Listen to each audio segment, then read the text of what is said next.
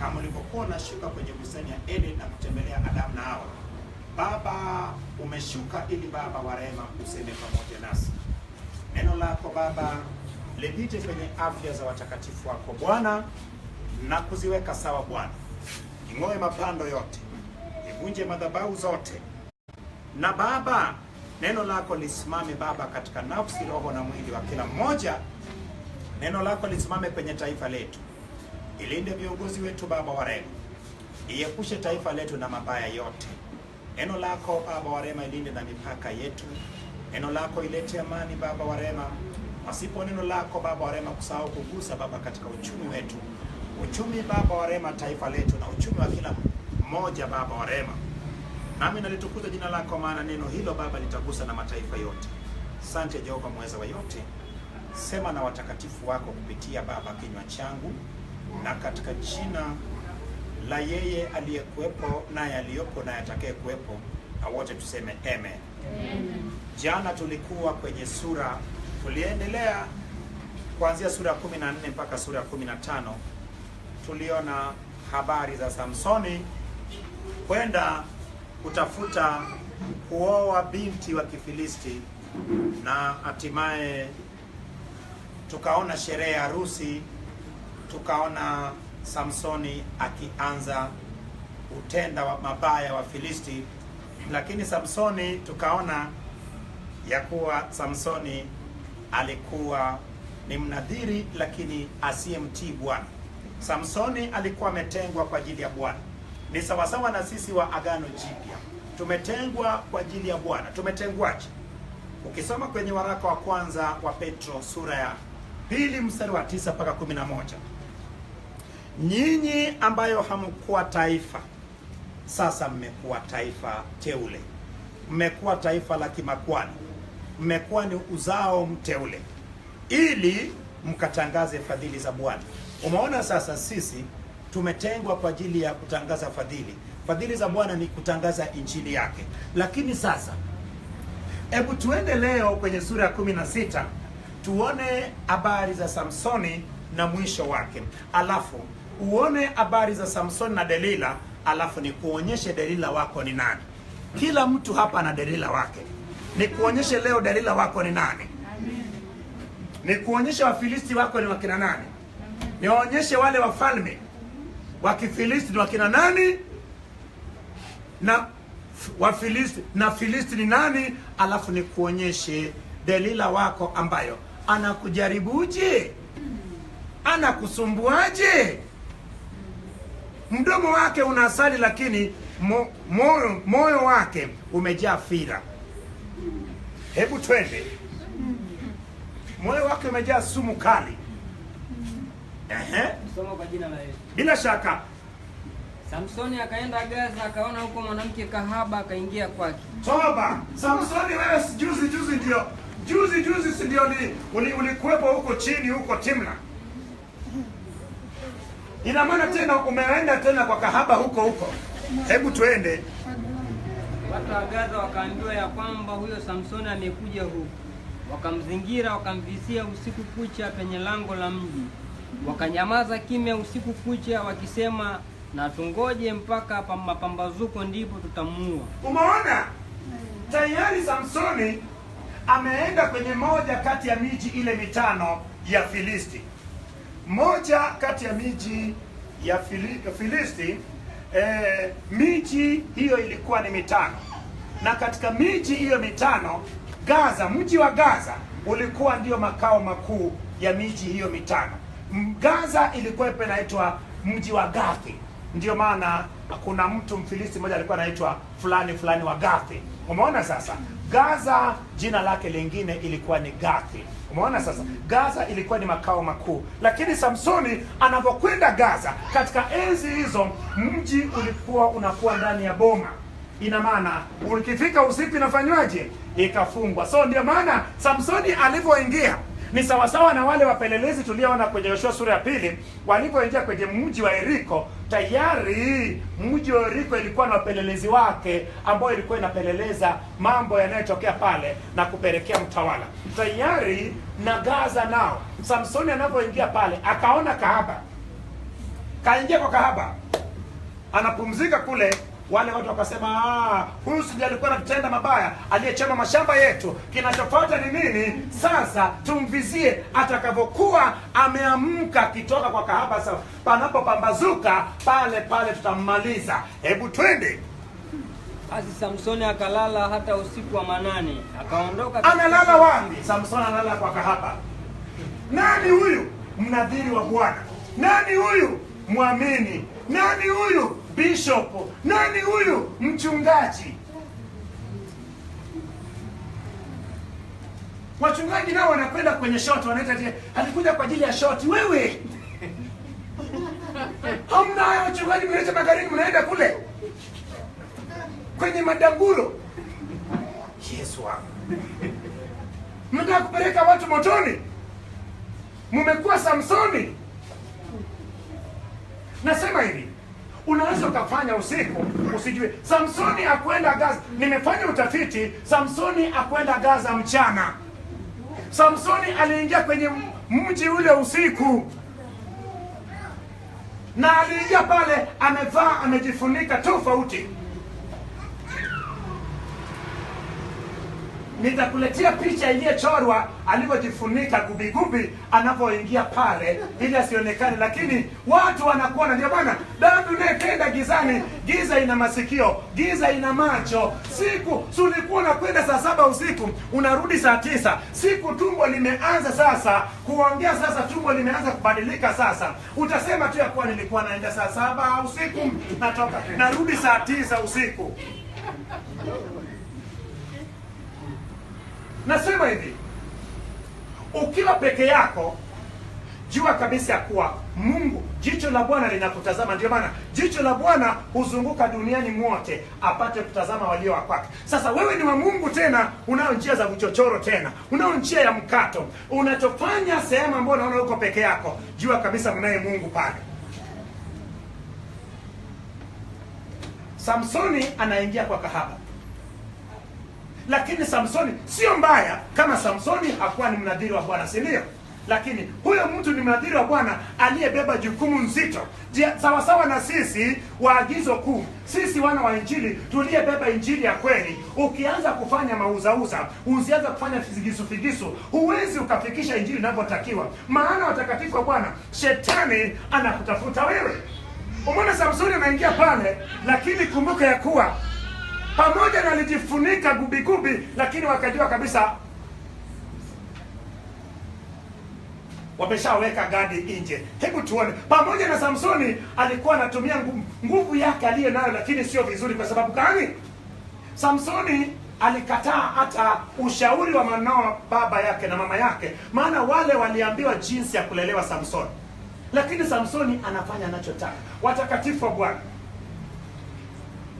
dhambi itakufarakanisha na Mungu. Dhambi itakutenganisha na Mungu.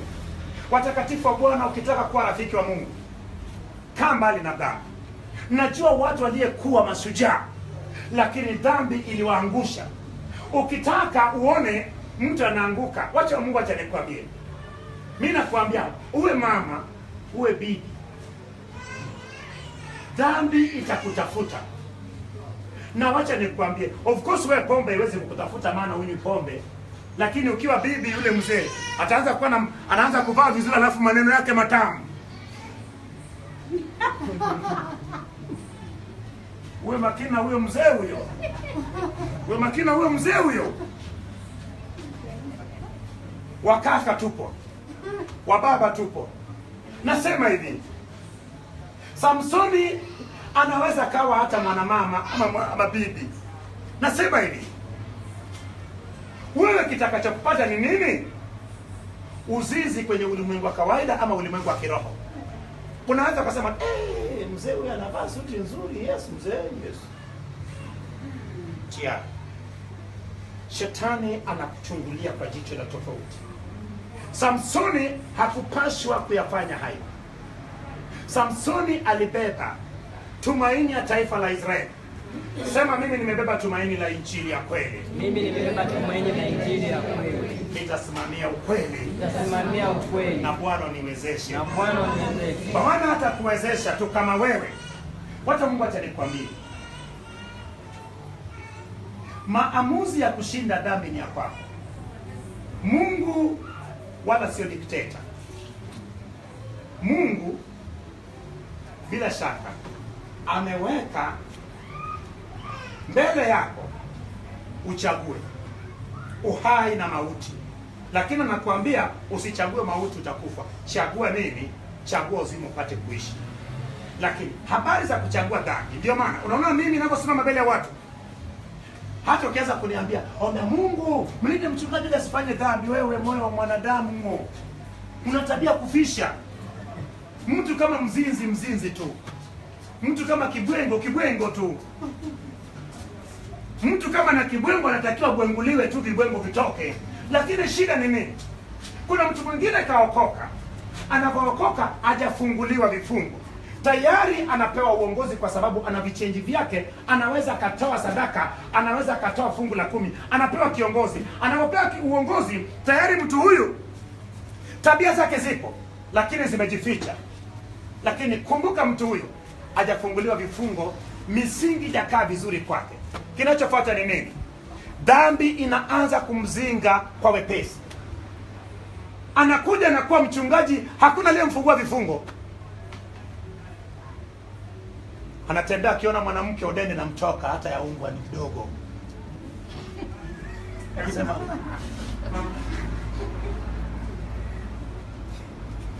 kuna watu wana matatizo katika Bwana. Anatembea na mke wake, anataka mke wake akae mbele. Ukikaa mbele.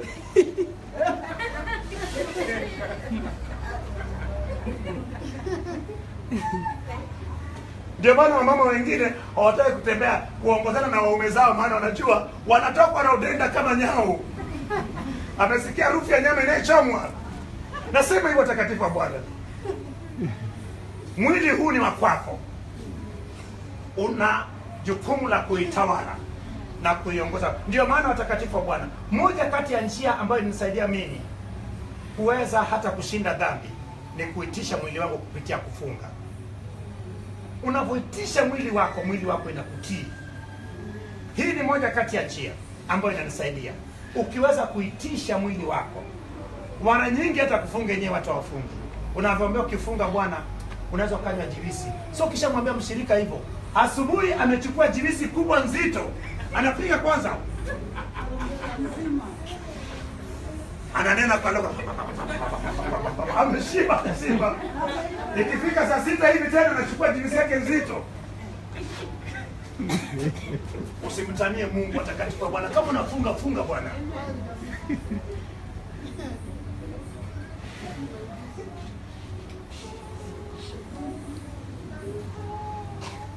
Kama umeshakunywa juisi nzito hapo kuna funga.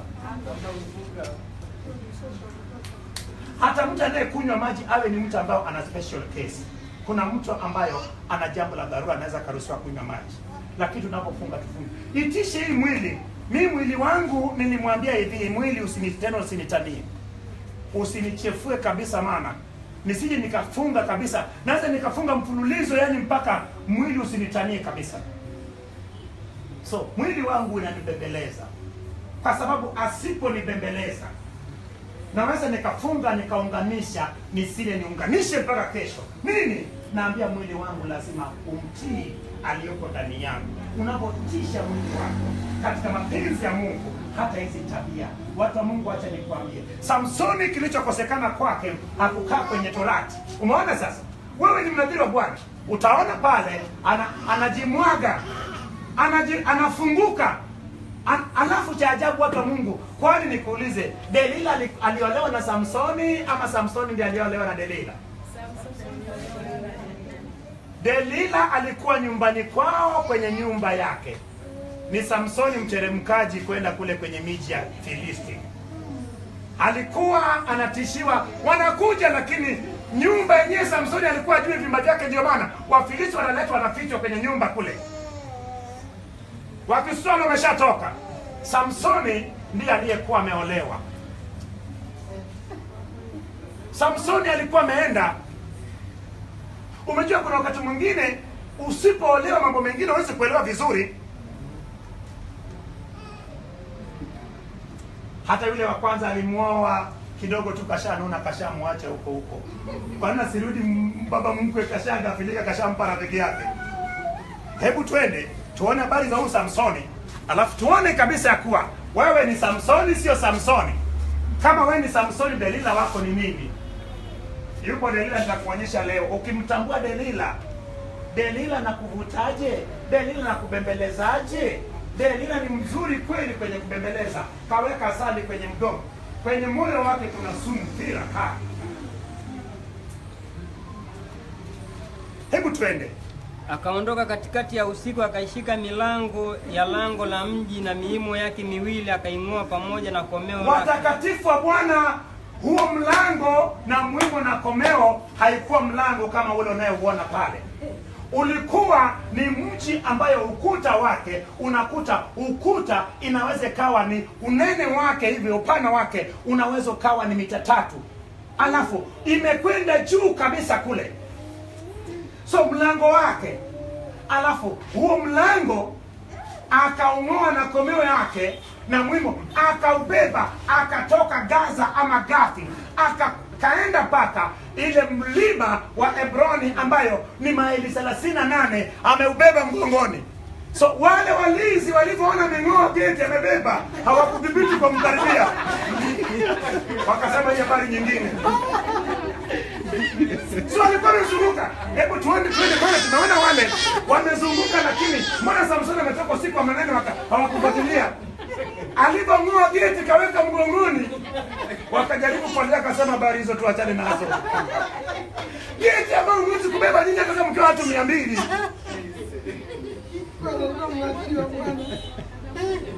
Unaweza ukawa na nguvu ya Mungu, lakini unaitumiaje? How do you use it? Unaitumia kwa ajili ya kujinufaisha? Unayo nguvu ya kuweka mkono juu ya watu na kupata uponyaji? Unao uwezo wa kukemea mapepo na kutoka? Je, unaitumia? Unajenga ufalme wa Mungu ama unajijenga wewe barufu wako? Hebu twende. Akajitwika mabegani, akavichukua hata kilele cha mlima ule unaoikabili Hebroni. Ilikuwa ni kilomita 38. Kilomita 38 kutoka hapa kwenda Bunju ni kilomita 40 kama na 2. Ina maana unatoka hapa unakwenda kama unapita Tegeta. Kule Nyaishozi kule kutokea hapa ndio kilomita 38. Kutoka hapa mpaka kule tulipokuwa na kanisa kule Chanika ilikuwa ni kilomita 36. So hebu pata picha. Kabeba mgongoni na kwenda, alafu ni usiku. Wale walinzi wakasema pana, geti aliyoondoka nayo ni kubwa kupitiliza, wakamwacha kaondoka zake. Lakini mnabii wa Bwana, lakini je, umetoka wapi mpaka unabeba geti? Umetoka kwenye uzinzi. Umetoka kwenye uzinzi, hujatoka kufanya kazi ya Mungu. Watakatifu wa Bwana, hicho ndicho kinachoendelea sasa hivi kwenye Injili. Mungu anaweza kukupa na kibali cha kuweza kuongea na Mungu vizuri. Na kuombea tunakupona. Lakini sasa unaanza kushikashika mabinti, unawaombea tayari kabisa. Unaanza moja kwa moja kuwa na mahusiano nao. Umekuwa Samsoni.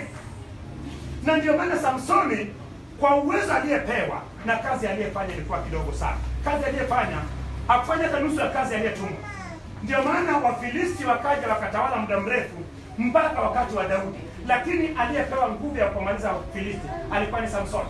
Lakini sasa Samsoni macho yake ilikuwa inawaka kama nini? Kama umeshaona macho ya nyau kwenye giza? Umeshaona? Inawaka kama tochi. So Samsoni macho yake ilikuwa inaelekea huko wapi? Kule kwa Wafilisti. Watakatifu wa Bwana, Wafilisti wako ni wakina nani? Wale wasiokuwa na imani, wale ambao hawajamjua Mungu. Unapokuwa kule na wao, je, wokovu wako unaonekana? Unatangaza msimamo? Wanajua kazini kwao kama umeokoka? Wewe dada, wewe baba, wanajua kama umeokoka? Ama wokovu wako unaishia pale ukitoka mlango wa agizo kuu? Watakatifu wa Bwana, Agano la Kale inatusaidia kuishi maisha matakatifu, maana tunapobeba Agano la Kale watu walivyoishi tukaleta sasa hivi, hatuweki kiroho, tunaiweka kimwili kwetu ili sasa ipate kutuongoza. Ndio maana umeona tuliona Gideoni alikuwa ni mtu mwogaoga, lakini kumbe alikuwa ni shujaa. Umeona, inawezekana wewe muoga, lakini kumbe wewe shujaa. Kiroho wewe ni shujaa. Mungu akainua imani ya Gideoni kupitia zile ishara. Gideoni anakwenda anafanya mambo makubwa. Gideoni baadaye anamaliza kwanza kwa kusema kuwa anakaa kwenye mapenzi ya Mungu, lakini tayari macho imeshaona. Nipeni utajiri huo. Anauchukua ule utajiri, kinachofuata anajenga kwanza, anatengeneza naivera ya dhahabu, anaisimamisha kwenye mji wa Opra, mji wake. Watu wanaanza kuinamia. Anaoa wanawake wengi. Unajua mwanadamu akiwa na pesa, baba akiwa na pesa, kinachofuata ni nini? Nataka wapange kwenye mstari. Watakatifu wa Bwana. Mungu aliyeumba hawa wawili hao kwa mwili mmoja alijua sababu yake. Watakatifu wa Bwana, mimi naomba Mungu akupe uwezo wa kushinda dhambi kwa jina la Yesu. Amen. Bwana akuwezeshe dhambi isikukaribie kwa jina la Yesu. Amen. Dhambi haitakukaribia kama Bwana atakuwepo ndani yako. Kwa nini inatakiwa Yesu akae ndani yetu? Yesu aliishi hapa duniani. Yesu alishinda dhambi.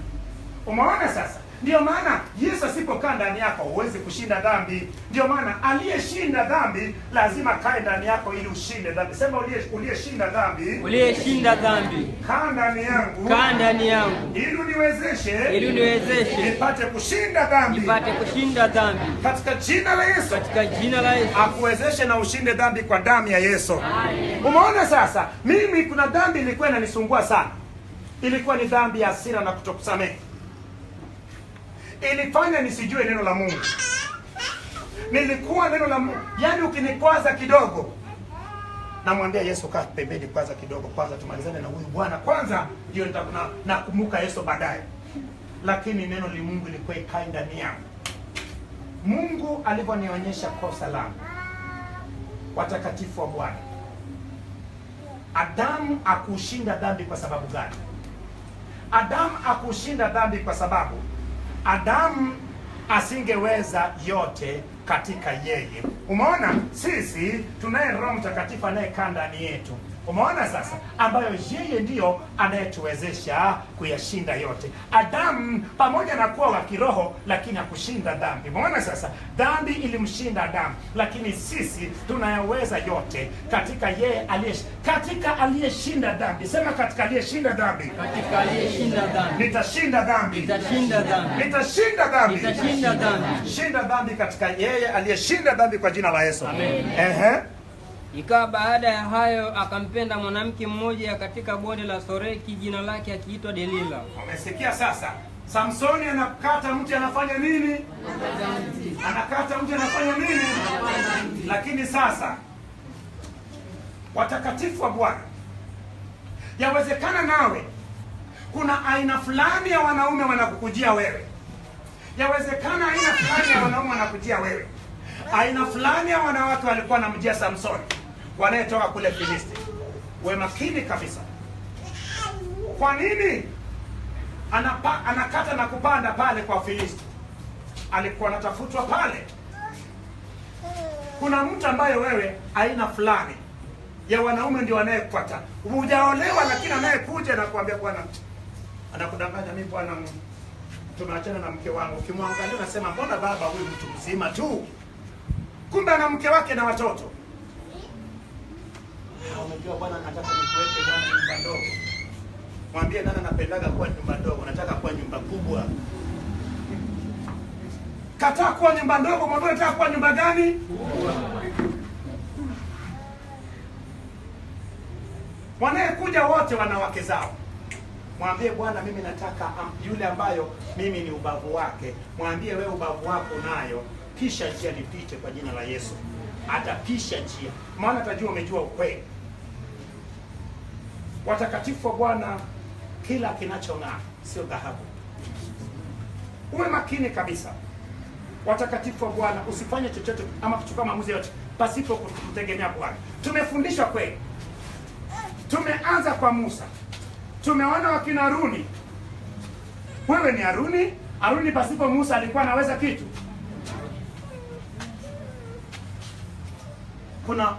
tutachambua, tutaona wakina Runi ni wakina nani, wakina Musa wakina nani, wakina Joshua wako namna gani. Maana Joshua lazima kae chini ya Musa ili aje awe kiongozi mzuri. Tutaona wakina wale waamuzi, tutawaona.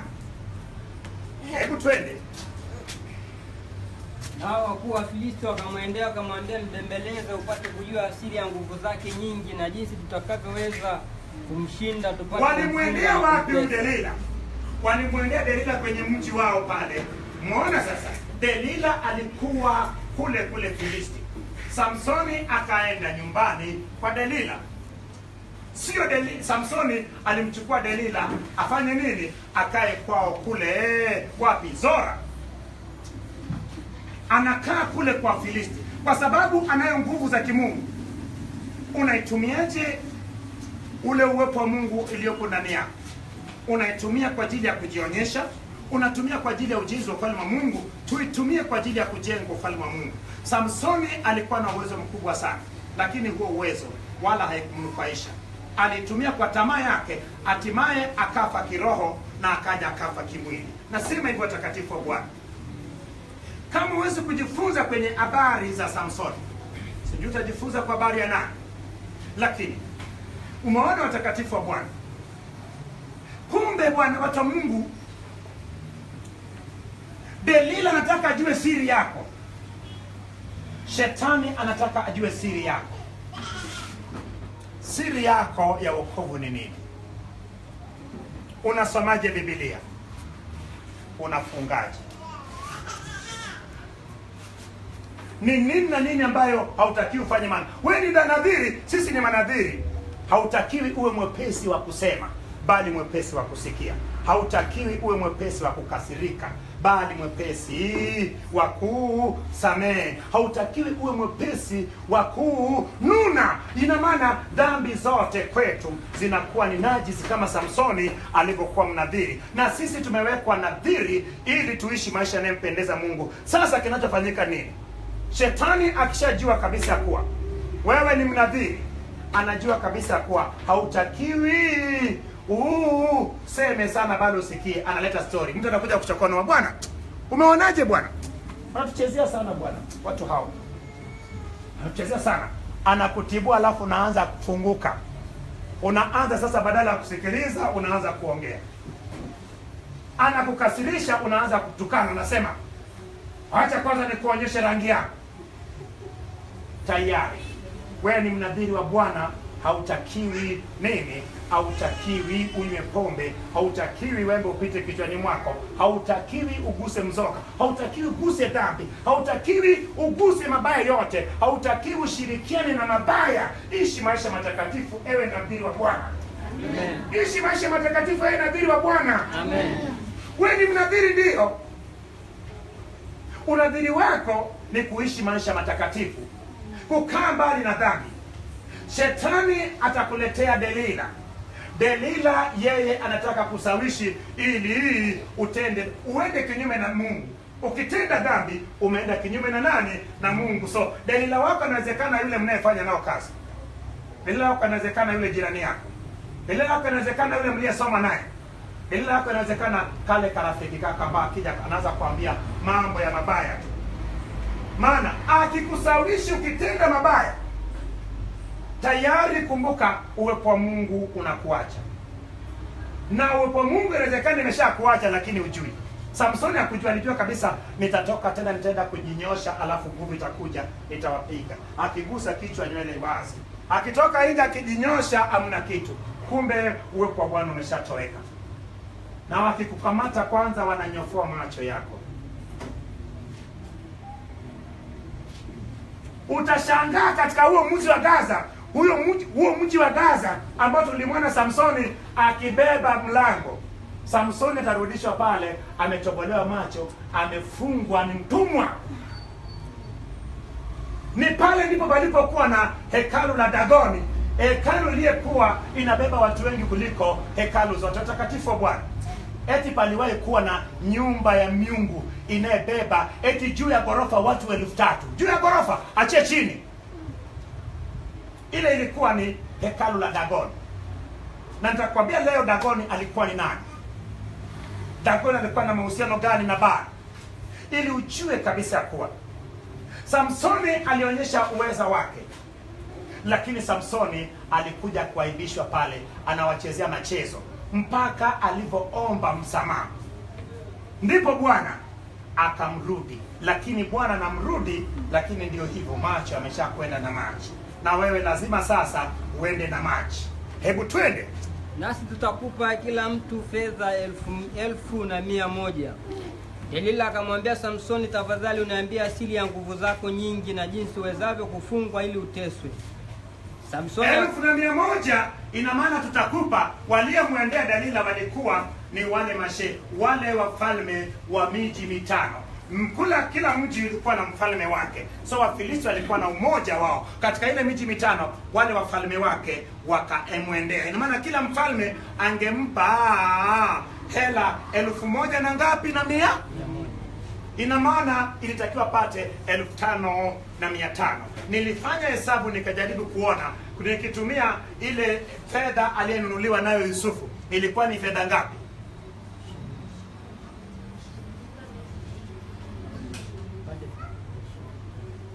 Nilipiga hesabu nikagundua kuwa walitakiwa kwa ile gharama inunuliwe watumwa 270, kwa hiyo gharama ambayo alipewa huyo Delila. So Delila alikuwa anampenda Samsoni, lakini alikuwa anapenda fedha kuliko Samsoni. Watakatifu wa Bwana, je, mume wako anakupenda? Je, anapenda fedha kuliko wewe? Je, mke wako anakupenda? Je, anapenda fedha kuliko wewe? Akipenda fedha kuliko wewe, kukuuza ni dakika sifuri. Maana kama Delila kweli alimpenda Samsoni, fedha ilikuwa na thamani gani kwake? Lakini aliona fedha ikiwa na thamani. Watu wengi ambao wanakuambia hapa sura tufanye nini? Delila alikuwa mwangalie sura ya Samsoni, alikuwa anaangalia nini? Kochi. Lakini shida ilikuwa wapi?